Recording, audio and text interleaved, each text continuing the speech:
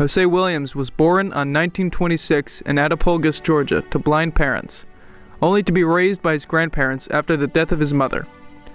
At the age of 13, he was nearly lynched due to his friendship with a white girl. He worked as a caretaker and a farmer till joining the military during World War II. Hosea would go on to become one of America's greatest protesters for civil rights in the 1900s. Hosea Williams didn't come home to a parade after the war, and he was not treated like a veteran. Instead, he had to continue his fight against oppression, racism, and injustice, much like the kind he fought in Germany. Hosea Williams is the perfect representation of what it means to fight for what you know is right when all of society is against you. Hosea Williams served in the U.S. military in World War II. He was a staff sergeant. Williams and his whole platoon got bombed, and he was the only survivor. As he was being transported to the hospital, the caravan was bombed, leaving him as the only survivor once again. It took him 13 months to recover, just to go back into a society which views him as nothing more than an animal. I was deemed 100% disabled by the military and required a cane to walk. My wounds had earned me a Purple Heart. The war had just ended, and I was still in my uniform for God's sake. But on the way home, to the brink of death, they beat me like a common dog. The very same people whose freedoms and liberties I had fought for and suffered to secure in the horrors of war, they beat me like a dog, merely because I wanted a drink of water. Right after he got out of the hospital from his war injuries, he was assaulted by whites who didn't look at him as a person or by his deeds, but by the color of his skin. He was hospitalized for another 8 weeks, forced to walk with a cane for the rest of his life.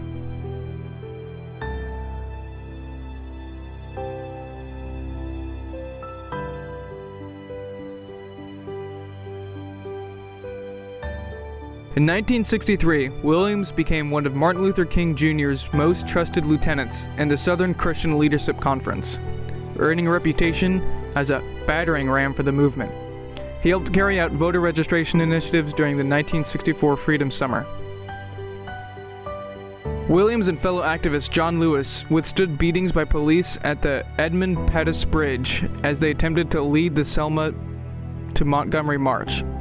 The events in Selma galvanized public opinion and mobilized Congress to pass the Voting Rights Act, which President Johnson signed into law on August 6, 1965.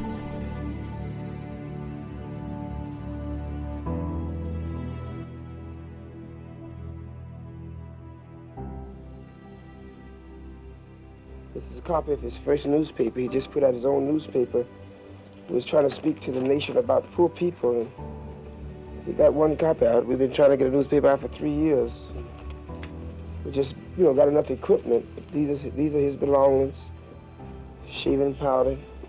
We had been invited over to a local minister's house for a soul food dinner. You were just leaving for dinner? Just leaving for dinner. And he usually walk out a door. He's usually dressed and he usually go, because he's usually always in a hurry. But he walked out there and held over, and the fellow who's been driving us around since in Memphis told him, "Doc, you better get your coat." He said, "Okay," and he stood up there a minute or two, and I guess just thing of destiny, I guess, he just was a target there for a minute or two, because he was fixing to come back and get his coat on. All of the side of his face was shot off. But it wasn't long before policemen was all around. Then I wonder whether America had really lost its last chance. This day will be the most unforgettable day in my whole life. It's a day that I still have not believed. I still not can believe somebody's crazy enough to kill Dr. King, who wouldn't hurt anybody, but loved everybody, and really gave his life to the salvation of this nation.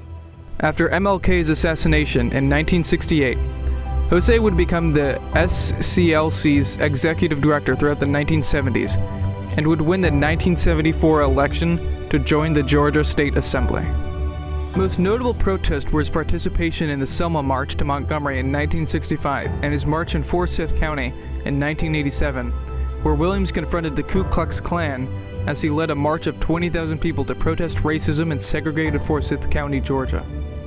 Hosea would go on to found the Hosea Feed the Hungry and Homeless Food International Aid Organization in 1971, and would continue his humanitarian efforts till he ended his political career in 1994.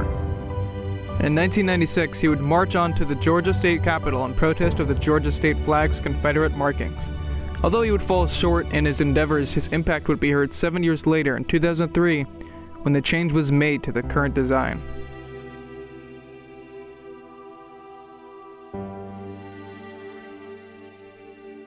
though his legacy will go on and inspire others to take action and stand up for what they believe and know is right. History has overlooked Hosea Williams' deeds, being far outshadowed by his African-American civil rights counterparts. Hosea Williams serves as a reminder to all that through hard work and perseverance, even when the world looks down on you and throws you into the mud, you can still climb back up and rise to the top.